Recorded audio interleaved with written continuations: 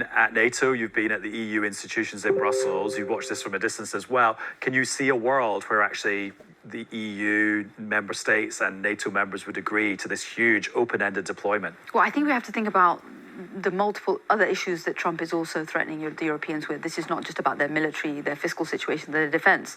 He's also threatening them with tariffs. He's also demanding that they undermine their entire regulatory regime. So this is a three-pronged attack. Four, if we add the politics or the domestic politics into it. And there will have to be a calculation for countries about which ones are willing to provoke the ire of Donald Trump. And that includes many European countries too. Maybe we'll talk about the tariffs, but the way he wants to apply them, again, is a divide and conquer strategy. We know that this government, the UK government, is more willing to be more conciliatory to Trump because we'd want to do a deal to protect our companies from tariffs. And would we then want to be part of a coalition of willing countries to send troops if that means that reneges? We know that Donald Trump thinks about deals in heterogeneous sort of ways. So any area is something you put on the table. If you give me a deal here, I'll give you some slack there. That's how he sees the world. And this is a much more complicated world than, I think, as we both know, there's slightly legalistic way that the European Union thinks about its own treaties and its own responsibilities. Trump is throwing everything into the mix. And when it comes to defence, hasn't there been a bit of movement on the EU side about how they kind of account for defence spending within their own rules? Yes, so we heard today from Ursula von der Leyen, the Commission President, that defence spending will now be a carved up area which will not count towards the other fiscal strictures that Brussels applies on its member states. This is a pretty unprecedented thing to happen outside of a live conflict area or an emergency. The last time this happened was during the pandemic. Oh, so is this the idea that your deficit doesn't include how much you spend on defence, so you don't get a slap on the wrist for your deficit being so your too debt high? And deficit will no longer be taking account of your defence spending, so ultimately you'll have free rein. But the reality is that might be good news for some countries, but the truth is they're fiscally constrained because they'll have to borrow a lot of this money or tax their citizens, and both of those are pretty pernicious options for so many large countries like France and Germany. Now, Jonathan, you don't need to be an expert in the EU, but hearing them talking about tweaking some spreadsheets in Brussels and then hearing Anders Fogh Rasmussen saying you're going to have to send 100,000 troops to Ukraine, there's a mismatch there, isn't there? I don't see that there is necessarily. I mean, when we talk about tweaking spreadsheets in Brussels, what we're actually talking about is the rules governing the size of deficits under the arrangements for the common currency.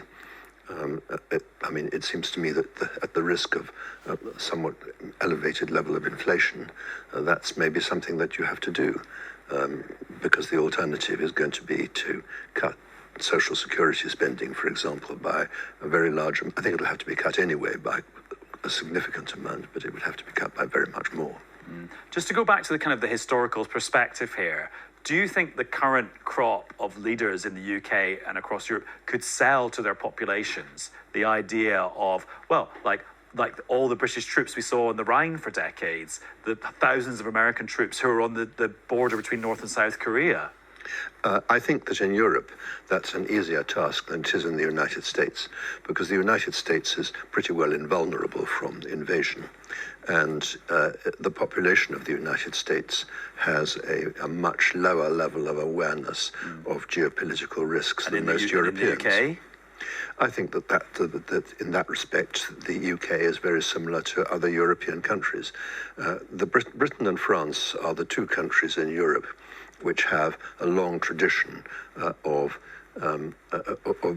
military operations out of their own country.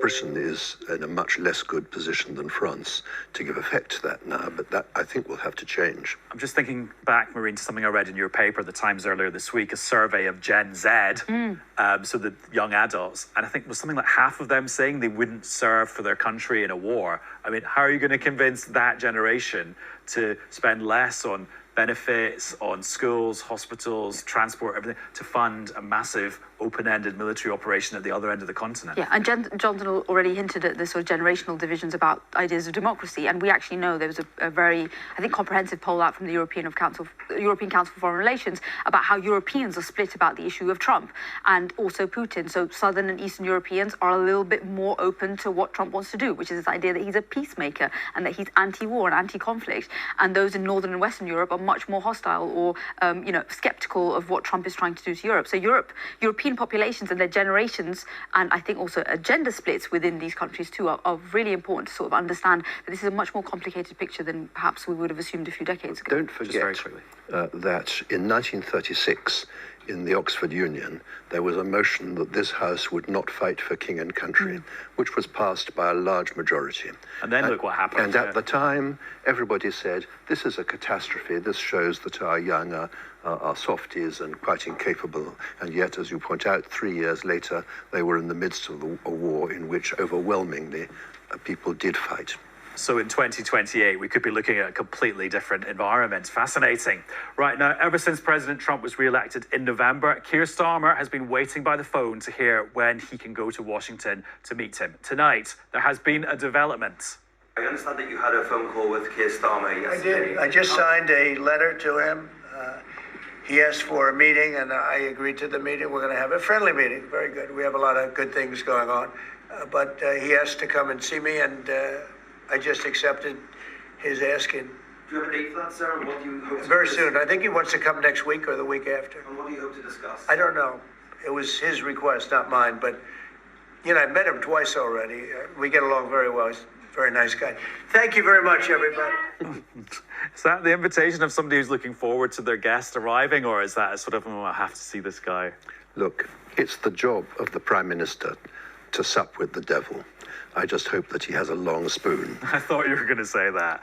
Mehreen, is there anything of substance that can come out of a Trump-Starmer meeting, or will it just be more atmospheric? It's like, oh, surprise, they actually get on okay, considering they're chalk and cheese. I think it's very important. So we spoke a lot about the Europeans in the show who are wondering who their interlocutors are when it comes to Ukraine, when it comes to tariffs. I think getting the FaceTime with Trump as quickly as possible is as important as it could be, I think. But if we go back to where we started, the Vance speech, he gave 6 examples where democracy was under threat in Europe, and 2 of them were British. So this administration is quite obsessed about what's happening in Britain and quite angry about it.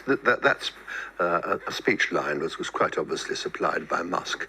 How do you know that? Who's got an obsession with the United Kingdom, as he's revealed in pretty well all of his utterances on X.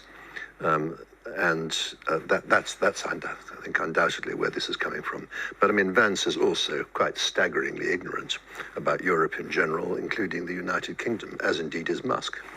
But is that something that Starmer can address or readdress with half an hour in the Oval Office in 2 weeks' time? Well, he can try, but I don't actually think this is an administration which is famous for listening.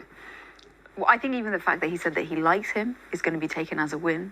We know that this is a uniquely capricious president, so that could change very quickly. But I think with the, you know, English is a blessing and a curse. I think American officials can read our English newspapers where they're much less likely to read the Frankfurter Allgemeine Zeitung to understand German dynamics. So I think that's the problem with when it comes to the immediacy or knowledge of what's going on in the UK. And just very quickly, help me understand this issue that we woke up to this morning, this idea of the reciprocal tariffs. Yes. So rather than putting a tariff on everyone, Trump is only going to aim at particular things. Yes. How does that affect the UK versus everyone else? So in theory, the reciprocity issue means that you only apply tariffs to countries who already have existing trade barriers. That shouldn't actually affect the UK. We don't apply many tariffs. It also shouldn't affect the EU because they don't also apply that many trade barriers. However, he added other things like non-tariff barriers and VAT. So these are standards, things that the EU is really good at, and VAT, which the Europeans and the UK both have, and the US does not have a system of VAT. So actually, it's a good news, bad news thing. And I think at the baseline, we were fearing that 10% would be the highest level of tariff that countries like the UK and Europe would face. If we take Trump at his word and he's expanded the definition of what counts as a tariff, it could be much higher. And Jonathan, just very quickly, this use of tariffs as a war, Basically, a weapon of war. VAT is a sales tax, and many American states have sales taxes. VAT applies to imports, but not only to imports, it applies to all goods that are sold with minimal exceptions. So the idea that this is a barrier of any kind is simply ignorant. Let's see what happens in a week or 2 weeks when Keir Starmer goes to the Oval Office. Right, we've just got a few seconds to look at the newspapers. I should say thanks to both of you for being here this evening. We'll start off with The Telegraph, and yeah, they're talking about